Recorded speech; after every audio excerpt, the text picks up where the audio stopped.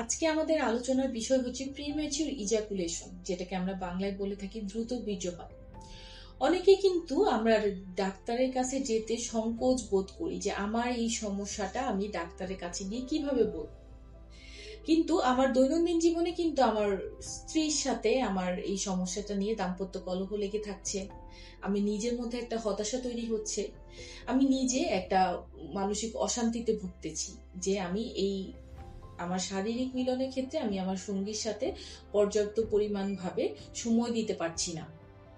নিজের ক্ষেত্রে এই হতাশা যেমন কাজ করে, আমার ওয়াইফের সাথেও আমার কাজ করছে এবং আমাদের মধ্যে কলহ বিবাদ, এবং এই ব্যাপারটার কারণে আপনার দেখা যায় যে সাইলেন্ট একটা খিটখিটে মেজাজ, একটা অতিরিক্ত রকচটা ভাব, একটা সবসময় একটা অস্থিরতা কাজ করতে থাকে, যেটা হরমোনাল চেঞ্জ থেকেই হয়। কারণ এই ব্যাপারটা আপনার শরীরে হরমোনাল যে চেঞ্জটা তৈরি করে সেটা আপনার শরীরটাকে অনেকটা কাম অ্যান্ড কোয়াইট এবং ঠান্ডা করে নিয়ে আসে। যখন এই ব্যাপারটাতে আপনি ঠিকভাবে রেসপন্স করতে না পারেন, সেটা কিন্তু আপনার শরীরের জন্য অন্যদিকেও ক্ষতির কারণ হয়ে নিয়ে আসতে পারে।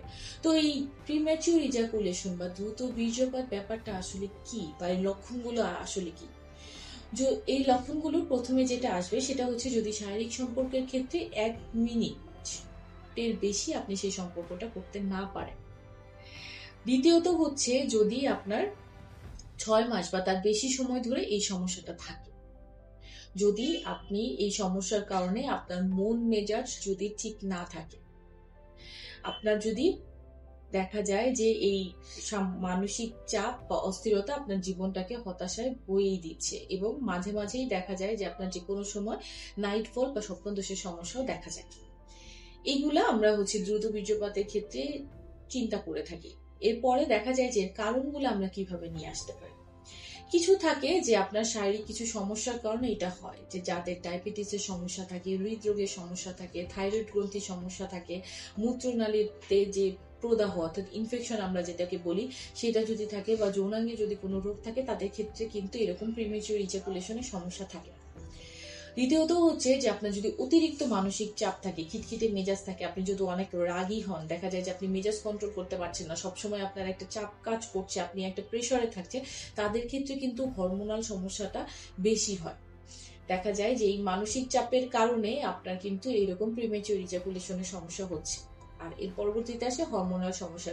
মেল যে হরমোনগুলো থাকে সেই হরমোনাল বিভিন্ন ইমব্যালেন্সের কারণেও কিন্তু আপনার প্রিম্যাচিউর ইজাকুলেশনটা হচ্ছে।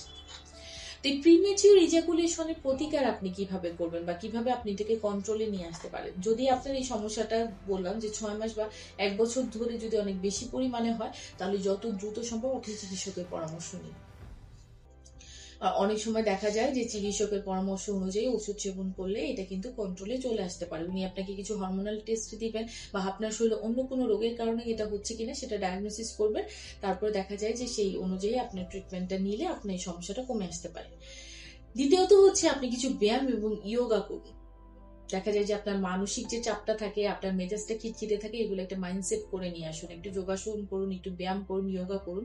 এটার কারণে আপনি মানসিক চাপটা কমিয়ে নিয়ে আসলে আপনার হরমোনাল ব্যালেন্সটা শরীরে হয়ে যাবে, আপনার প্রিম্যাচিউর ইজাকুলেশনের সমস্যাটা কমে আসবে।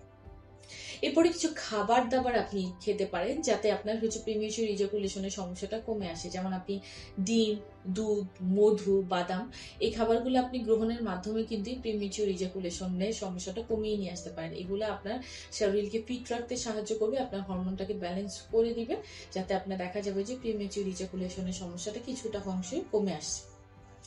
আপনার সমস্যা যেটাই হোক না কেন, সমাধানের জন্য আপনাকে কিন্তু চিকিৎসকের কাছেই যেতে হবে। অতএব সমস্যা যত লজ্জারই হোক না কেন, যত আপনার মনে হোক যে এটা আপনার খুবই গোপন একটা পার্সোনাল সমস্যা, আপনি পার্সোনালি ভাবেই আপনার চিকিৎসকের কাছে গিয়ে এটি শেয়ার করে পরামর্শ নিন। আপনার সমস্যাগুলো আপনার জীবনটাকে যেন স্থগিত করে না দেয়, সেদিকে খেয়াল রাখুন। আজকে এই পর্যন্তই। আপনার ভালো থাকবেন। আসসালামু আলাইকুম।